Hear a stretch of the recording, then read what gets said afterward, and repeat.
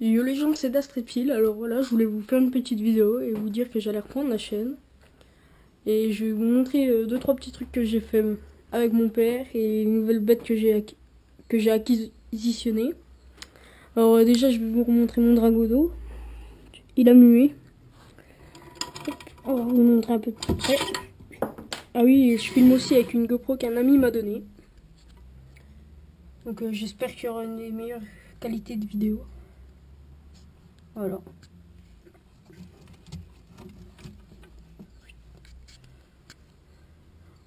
Pas trop le déranger. Alors lui, je vais bientôt lui faire une cabine de douche que je vais totalement changer en terrarium avec des vraies plantes et tout ce qu'il faut avec. Alors là, le terrarium des gicolopares, ça n'a pas vraiment changé. Le mâle qui vient de nuit. Et là, j'ai ma femelle qui a fait sa première ponte.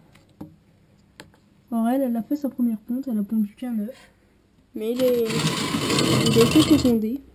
On voit bien l'embryon qui se développe.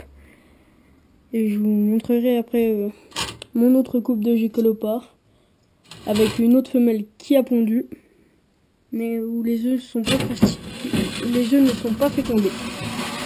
Alors là, c'est ma femelle Pogona. Celle que j'ai depuis un bon petit bout de temps maintenant. Et là, celui-là, c'est un Pogona mâle. Phasé. Alors le père était classique orange. Et la mère phasé Letterback, Sensei et Citrus et Trans. Je l'ai payé 40 € à la bourse au reptile de style. Moi, je trouve qu'il a de très belles couleurs. Hop là, il a attaqué la GoPro. Tranquille. Là, je vais vous montrer ce que j'ai fait avec mon père pour mon deuxième couple de gicolopares, où la femelle qui a pondu, la ponte n'était pas fécondée. Alors là, je vais vous montrer la cachette que j'ai fait maison.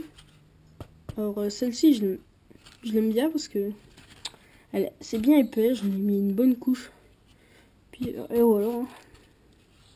Bon, pas trop à déranger non plus. Et la boîte à réaliser maison aussi. Vous me direz si vous aimez bien les cachettes comme ça avec les plantes, ou si vous préférez sans les plantes. Alors mon petit vrai qui est là. Alors il y a un peu de carotte taille sur la queue, la femelle aussi. J'espère que les petits en auront quand même un petit peu aussi. Là, c'est un deuxième étage pour séparer, pour mettre les femelles. Là, il y a une aération basse et une aération haute. Une lampe UV. Et le cap chauffant qui passe en dessous. Alors là, l'anolis ici, vu que c'était le plus gros, j'ai mis un petit terrarium qu'un gars m'a donné. Et l'autre, par contre, voilà, il est encore en mu. Je vais pas trop le ranger non plus. Dans le terrarium du gecko à crête, j'ai eu un ou deux petits changements aussi. Alors déjà, j'ai mis des bambous pour qu'ils puissent vraiment aller partout dans le terrarium. Il y a un brumisateur qui fait une belle petite brume. Puis l'eau, elle revient dans la bouteille, en fait, quasiment toute l'eau. Puis elle se brumise un peu partout. Le sol, il est mouillé. Il y a une bonne hydrométrie. Et l'eau, à chaque fois, je l'utilise, je la remets dedans. En gros, elle a à chaque fois la température du terrarium, c'est nickel. Voilà. Alors, on se retrouve... avant, je vais vous montrer mon élevage de blattes du Bia. Alors, j'ai arrêté l'élevage de grillons. Parce que les grillons, il y avait du cannibalisme. Sur les 1000, ouais, il y en a facile 200-300 qui se sont bouffés entre eux. Pourtant, il y avait pas mal de bouffe. Il y avait des légumes frais tous les jours et tout le bordel. Mais ça n'a pas suffi. Alors, vous voyez, Les blattes du bia, c'est ça. Ça, c'est une adulte. Alors, il y a plusieurs étages. Hein. Voilà, là, c'est l'étage où il y a tous les nouveaux-nés. Enfin, quasiment tous les nouveaux-nés. Là, il y en a encore deux, trois. Hop. Le coton humidifié. Là, il y en a encore et dans les tubes. Alors, il y a un coton humidifié. Je leur avais mis de l'endive. Bon, ils ont déjà. J'aurais mis 3-4 feuilles d'endive, ils ont déjà tout bouffé.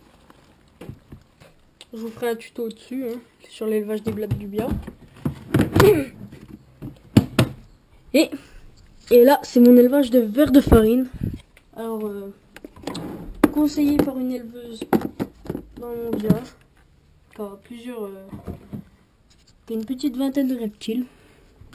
Alors, elle m'a dit de laisser les ténébrions avec la trentaine de vers de farine qu'elle m'avait donné. Puis, résultat, ça avait bien payé. Hein. Elle m'avait donné une quarantaine de ténébrions et une trentaine de verres de farine. Puis maintenant, j'en ai à peu près... j'en ai facilement 200. Puis voilà. Alors eux, pareil, ils ont mangé de l'endive, de la farine complète. Voilà. Ouais, on se retrouve dans 2 petites minutes pour vous montrer l'incubateur maison et une espèce que j'ai trouvée dans la nature. Voilà, alors on se retrouve pour vous montrer le petit triton que j'ai trouvé vers chez un ami en plein centre-ville avec aucune rivière, aucune mare à proximité. C'est un triton palmé, hein, quadricolore, un mâle. Alors dès qu'il ira mieux, j'irai le remettre vers une rivière parce que là il était déshydraté et tout. On va dire que je vais à peu près sauver la vie, quoi. Alors en nourriture, il mange des grillons, comme ceci, taille 6. Il mange des petits vers de terre. Et ce qu'il adore, c'est les asticots. Bon, ça, les petits asticots pour la pêche, il adore. Sinon, il mange aussi les petites blattes. Mais bon, alors de toute façon, dès qu'il ira mieux, j'irai le remettre dans la nature. Là, je vais faire un petit endroit qui reproduise un peu les conditions qu'il aurait dû avoir. Hop. Alors, des copeaux de bois, là, de l'eau, puis de la nourriture abondante, hein, vers un marais. Il y aura toujours plein de petits insectes. Alors, je vais le laisser pour l'instant. Et dès qu'il ira mieux, j'irai le relâcher. Et là, je vais vous montrer mon incubateur.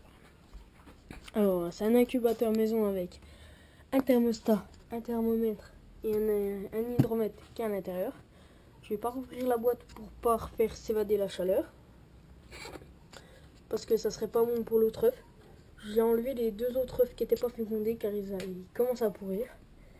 Puis ils devenaient vraiment jaunes, tout mou. Ouais, ils commencent à puer. Donc je les ai retirés. Si vous voulez, je vais essayer de vous montrer quand même un peu l'intérieur comment c'est fait. Hop, voilà, hein. Une boîte avec de la vermiculite, un cap chauffant, sous de l'aluminium parce que ça retient bien la chaleur. Voilà. Ouais, je vous ferai un tuto comment faire un. Et ben voilà. Bon allez, c'était une petite vidéo pour vous dire que j'allais reprendre la chaîne. Salut. N'oubliez pas de vous abonner et de liker. A plus.